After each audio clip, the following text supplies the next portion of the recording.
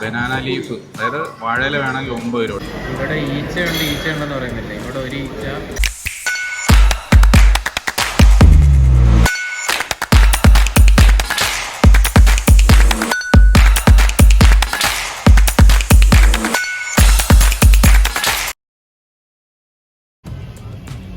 Hungry ട്രക്കറിൻ്റെ പുതിയ വീഡിയോയിലേക്ക് എല്ലാവർക്കും സ്വാഗതം. നമ്മളിപ്പോൾ നിൽക്കുന്നത് എടപ്പള്ളിയിലാണ് കേട്ടോ.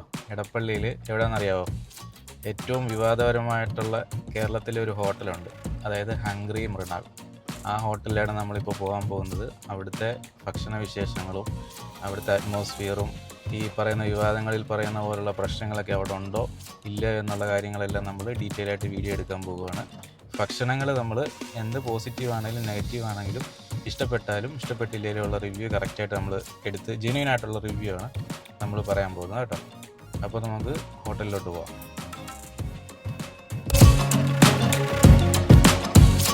പായസം, പപ്പടത്തിന് 7 രൂപ കേട്ടോ.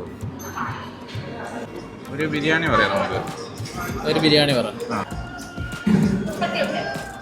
അപ്പോൾ extra dum chicken piece biryani piece 84, extra fry chicken piece biryani piece. പിക്കിളോ പപ്പടോ എന്തെങ്കിലുമൊക്കെ വേണോ? അതെങ്ങനെ പറയാം. അതുണ്ടോ, എക്സ്ട്രാ പപ്പടത്തിന് 7 രൂപ, ബോയിൽഡ് എഗ്ഗിന് 16 രൂപ, അച്ചാറിന് 5 രൂപ, ലെമൺ പിക്കിളിന് 5 രൂപ, പുതിന ചമ്മന്തി ചട്നിക്ക് 7 രൂപ, ബനാന ലീഫ്, അതായത് വാഴയില വേണമെങ്കിൽ 9 രൂപ കൊടുക്കണം, എക്സ്ട്രാ റൈത്ത, എക്സ്ട്രാ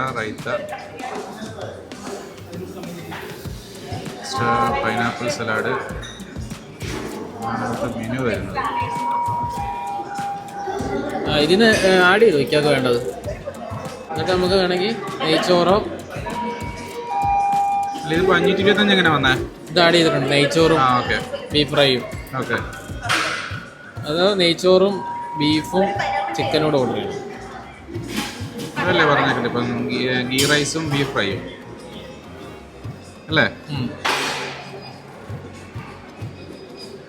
ഇത് കട്ട് ചെയ്തിട്ട് ഇത് ആഡ് ചെയ്യണം. ഓക്കെ, 703.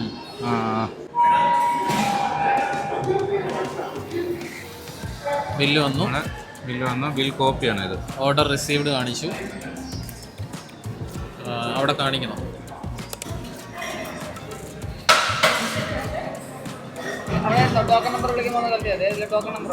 ഏതാ ടോക്കൺ നമ്പർ? 239. എത്ര ടൈം എടുക്കും? 237 ആയി. 237 ആയി.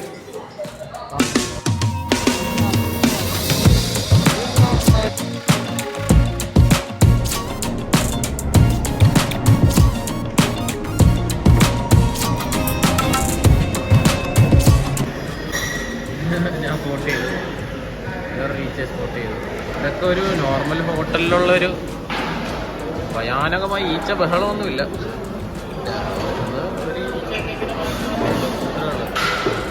അവിടെ വെള്ളം എടുക്കാൻ പോയിട്ടും അവിടെ സ്നാക്സ് ഒക്കെ ഇരിക്കണം, അതായത് സമൂസ പഴംപൊരിയൊക്കെ ഇരിക്കുന്നിടത്ത് അതിനകത്തുണ്ട് ഈച്ചയുണ്ട്.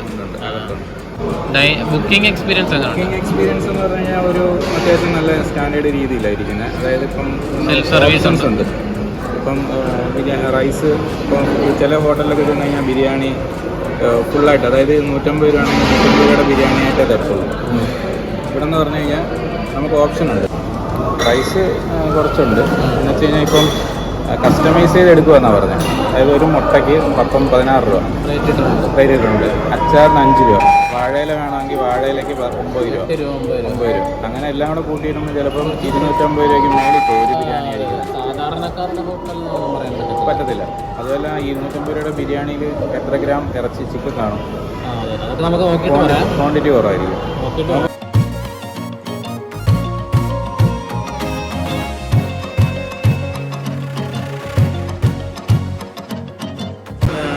സ്റ്റൈൽ ഓഫ് കുക്കിങ്ങിലാണ് ഉണ്ടാക്കിയിരുന്നത് കേട്ടോ. നാരങ്ങയൊക്കെ ഉണ്ട്. ഇതെന്താണ്? തേങ്ങാക്കൊത്ത്, ബീഫും നോക്കട്ടെ.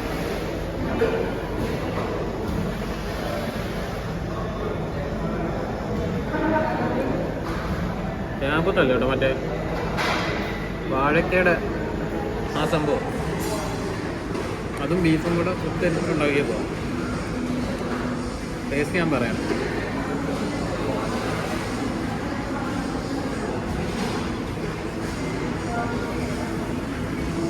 മീറ്റ് ക്വാളിറ്റി, മീറ്റിൻ്റെ ക്വാളിറ്റി എല്ലാം പക്കയാണ്. പക്ഷേ ടേസ്റ്റ് സ്റ്റാൻഡേർഡ് ടേസ്റ്റ്. ഇത് ഫസ്റ്റ് ടൈം ഇങ്ങനെ കഴിക്കുന്നത്. മറ്റേ നമ്മുടെ വാഴക്കയുടെ സാധനമൊക്കെ ഇട്ടിട്ട്. ഇപ്പം ബിരിയാണി കഴിച്ചു നോക്കട്ടെ. ഇതാണ് ബിരിയാണി. നമ്മളിപ്പോൾ ഹാഫ് ബിരിയാണിയാണ് പറഞ്ഞിരിക്കുന്നത്. പിന്നെ എക്സ്ട്രാ ആയിട്ട് എഗ്ഗ് പറഞ്ഞു. അത് എക്സ്ട്രാ നമ്മൾ പേയ്മെൻറ്റ് കൊടുക്കണം. സലാഡിന് പേയ്മെൻറ്റ് കൊടുക്കണം, അച്ചാറിന് പേയ്മെൻറ്റ് കൊടുക്കണം. 2 ടൈപ്പ് അച്ചാറുണ്ട്. പിക്കിള്, ഡേറ്റ്സും ഉണ്ട്, നാരങ്ങയുടെ ഉണ്ട് അച്ചാർ. ബിരിയാണി എന്തായാലും ഇതായിട്ട് എടുത്തു കേട്ടോ. ബിരിയാണിയാണ് പുള്ളിയുടെ എപ്പോഴും ഭയങ്കര ഹൈലൈറ്റ് ചെയ്ത് പറയുന്ന ബിരിയാണിയാണ്. അതുമാത്രമല്ല, ഈ ഹോട്ടലിൽ 90% ആൾക്കാരും ഇവിടെ കഴിക്കാൻ വന്നവർക്ക് ഈ ബിരിയാണി ഇഷ്ടപ്പെടത്തില്ലെന്നാണ് പറഞ്ഞത്. ആ ഇഷ്ടപ്പെടാത്തതിൻ്റെ കാര്യവും ഈ 10% ആൾക്കാർക്ക് ഇഷ്ടപ്പെടുന്നതിൻ്റെ കാര്യം എന്താണെന്ന് നമുക്ക് നോക്കാം.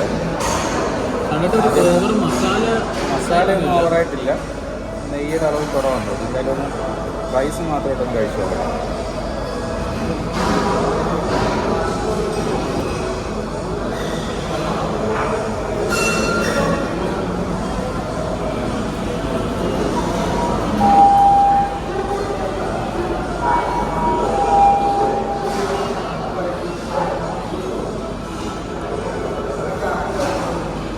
അങ്ങനെയുണ്ട് റൈസ്.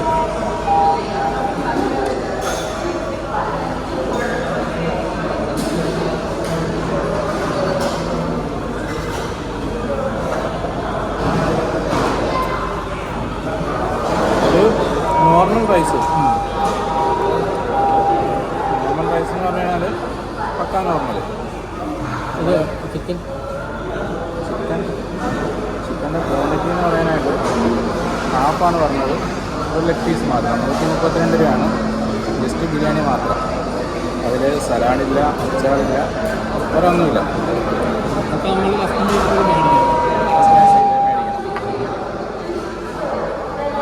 ചിക്കൻ ഒന്ന് ടേസ്റ്റ് ചെയ്യണം.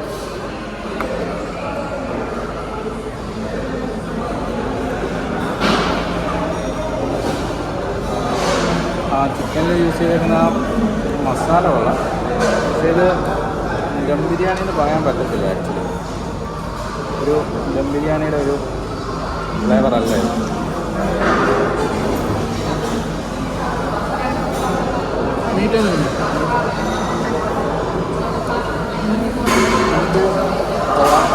പക്ഷേ മീറ്റിന് കട്ടിയുണ്ട്.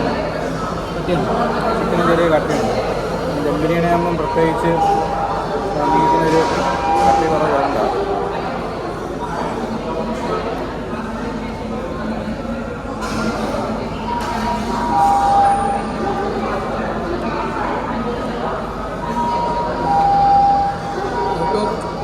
ഫൈവിൽ എത്ര റേറ്റിംഗ് കൊടുക്കും?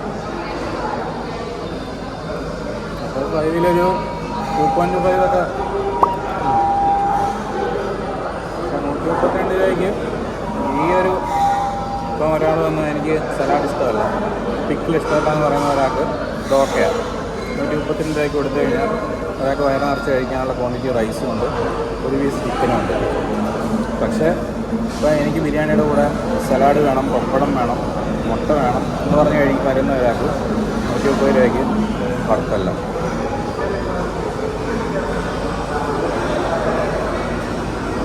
ഈ റൈസ് ഒന്ന് ടേസ്റ്റ് ചെയ്ത് നോക്കണം. കുറച്ച് നാസിൻ്റെ എടുത്തിട്ടുണ്ട്. റൈസ് മാത്രമായിട്ടൊന്ന് വെച്ചാൽ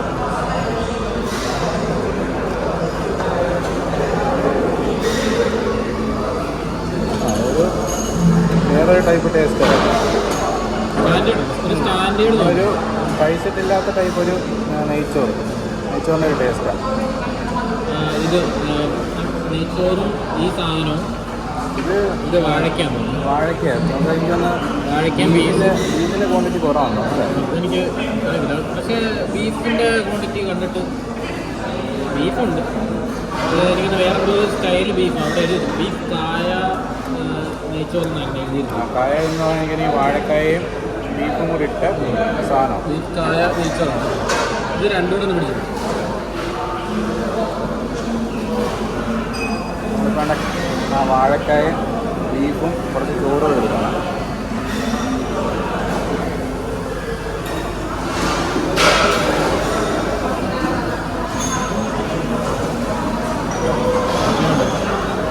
നോർമൽ ജ്യൂസ്. ബിരിയാണിയാണോ ഇതാണോ? രണ്ട് ടേസ്റ്റാണ്. ഇതൊരു വാഴക്കായും ആ ബീഫും കൂടെ കിട്ടുന്ന ഒരു ഡിഫറെൻറ്റ് ടേസ്റ്റ്. അതായത് നമ്മൾ ഇതുവരെ കഴിച്ചിട്ടില്ലാത്ത ഒരു വെറൈറ്റി ടേസ്റ്റാണ്. ആ വാഴക്കാട് ബീഫിൻ്റെയൊക്കെ ആ ഒരു ടേസ്റ്റ് ഒരു വെറൈറ്റി ടേസ്റ്റാണ്. അങ്ങനെ വലിയ ഹൈപ്പ് കയറ്റേണ്ട കാര്യമില്ല. ഇതൊക്കെ ഒരു ഹൈപ്പാണ്. ഒരു നോർമൽ ഹോട്ടൽ, പക്ഷേ ഇവിടുത്തെ സിസ്റ്റം ഡിഫറൻ്റ് ആണ്.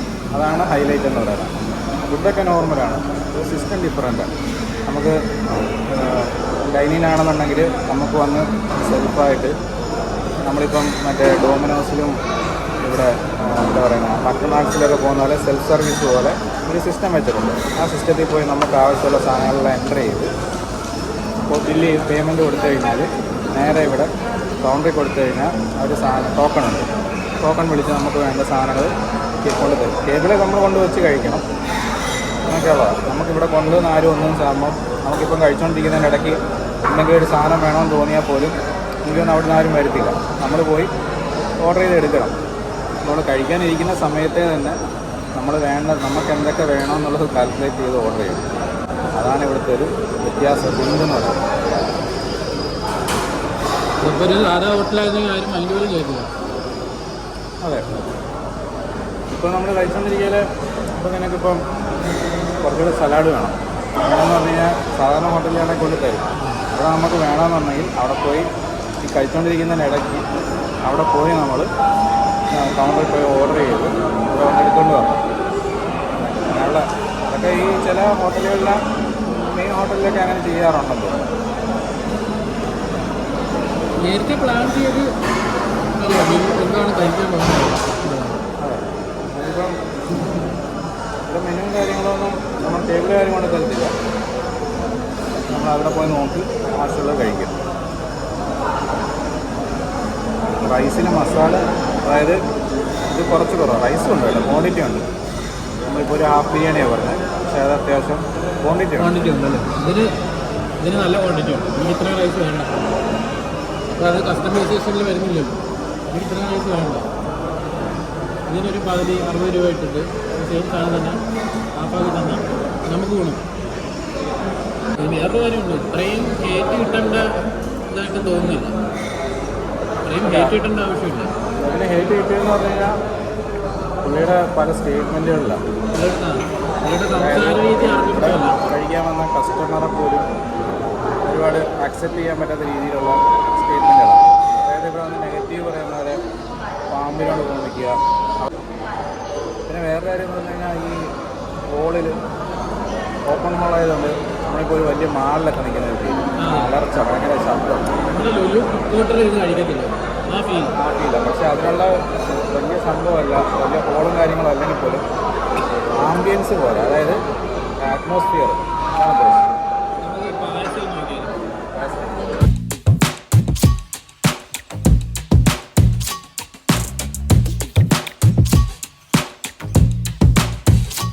വട്ട മേടിക്കുന്നത് നഷ്ടമാണ്. ഒരു മുട്ടയ്ക്ക് എത്ര രൂപ? 6 രൂപ. 50 രൂപ 10 രൂപ വരും. ഒരു മുട്ടയ്ക്ക് 50 രൂപ വരും. നാടൻ മുട്ട നമ്മൾ മേടിക്കും. നാടനല്ലല്ലോ ഇത്. നാടനല്ല, അല്ലാത്ത മുട്ടയ്ക്ക് ഇപ്പോൾ 6 രൂപ 7 രൂപ ആയിരിക്കും. 7 രൂപ കിട്ടും. നേരെ ഇരട്ടിയെക്കാട്ടിലും കൂടുതലാണ്. അതാണ് ഞാൻ വേണ്ടത്. 132 രൂപയ്ക്ക്, അതായത് 132 രൂപയ്ക്ക് ബിരിയാണി കിട്ടി. എൻ്റെ കൂട്ടത്തിൽ മുട്ട സെപ്പറേറ്റ് 132 16 142 6 148 രൂപയായി. അങ്ങനെ സാധാരണക്കാരൻ്റെ ഇതിന് 10 രൂപ, 158. ഇതിന് 10 രൂപ, 168. ഇതിന് 10 രൂപ, 178 രൂപയായി ഒരു ഹാഫ് ബിരിയാണി. മനസ്സിലായോ? നമ്മൾ 2 അച്ചാറ് 2 സലാഡും മേടിച്ചു. 178 രൂപയായി ഒരു ഹാഫ് ബിരിയാണി.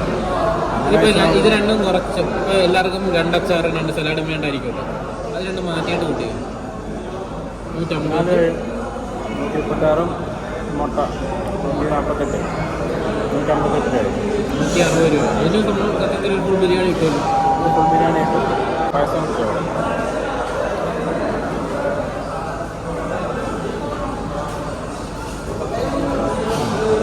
പായസം ഓവർ മധുരമില്ല. ഓവർ മധുരമില്ല. ഞാൻ ഏറ്റവും ഇഷ്ടപ്പെട്ടു.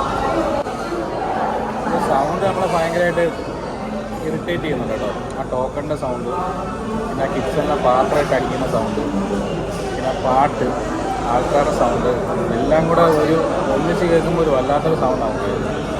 അതൊരു ഭയങ്കര ഇറിറ്റേഷൻ. റെയിൽവേ സ്റ്റേഷൻ കേട്ടോ. റെയിൽവേ സ്റ്റേഷനിലെ ഒരു